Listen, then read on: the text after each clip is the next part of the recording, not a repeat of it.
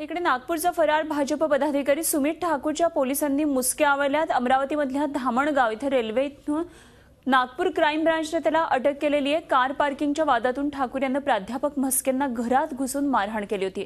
त्यानंतर या प्राध्यापकांची घराबाहेर उभी असलेली कार पेटवून देण्यात आली होती। या गावगुंडांची दहशत आणि पोलिसांचा नाकर्तेपणा यामुळे प्राध्यापक म्हस्केंना घर सोडावं लागलं होतं। 2 दिवसांपूर्वी या प्रकरणी पोलिसांनी ठाकूरचा भाऊ अमित ठाकूरला अटक केलेली होती। मात्र गेल्या 17 दिवसांपासून सुमित ठाकूर पोलिसांना गुंगारा देत होता। अखेर पोलिसांनी मुजोर सुमित ठाकूरला अटक करून बेड्या ठोकल्यात। ठाकूर बंधूंच्या अटकेनंतर नागपूरमधल्या गुंडगिरीला चाप बसणार का असा एक सवाल उपस्थित करण्यात येतोय।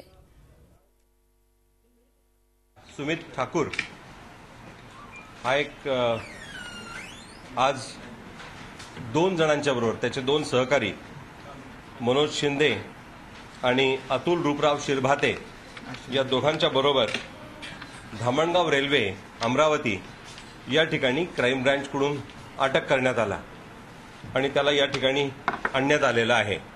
याने पूर्वी केलेल्या मोका केसच्या गुन्ह्यामध्ये सुद्धा त्याच्या विरुद्ध वॉरंट निघालेलं होतं कोर्टाचं।